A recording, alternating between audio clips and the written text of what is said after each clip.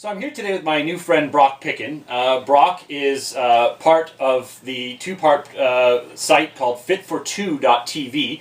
It is a, well, how would you describe it? What's the best way to describe your website? Basically, we are a TV-style based website where we put out regular episodes about health and fitness. Okay.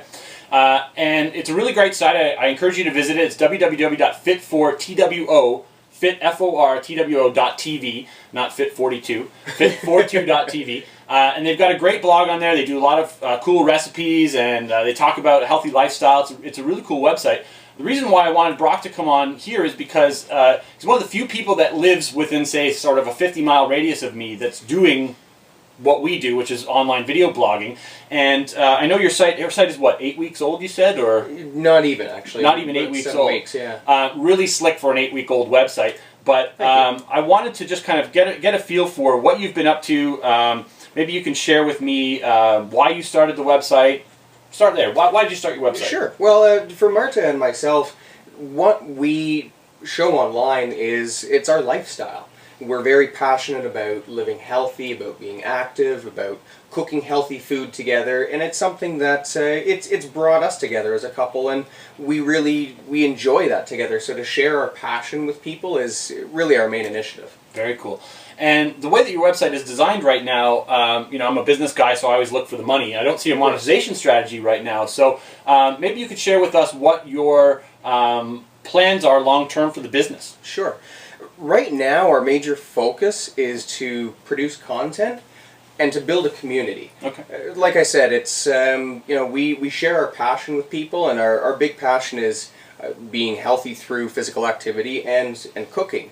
And by producing regular content, we hope that there's going to be, you know, a group of people that are going to enjoy our videos, and for whatever reason, we produce a lot of different things. But over time, we really want to get that community feel where people can ask us any questions, and it doesn't matter what the question is, how silly it seems, we will answer it. You know, we're out there to answer questions and to share our passion with people. Very cool. And lastly, a lot of people that are watching this are probably considering getting into what you're doing. A lot of people right now are thinking about jumping into video blogging. Right. What would you say to somebody who says to you, hey, you know, Brock, I really want to film my first video, but I'm scared? What would you say? You know what? We were too when we did our first video, and it's okay to be real, because that's what people want. They want to know that they are interacting with a real person, and so it's okay to be a little bit nervous, because that's completely natural.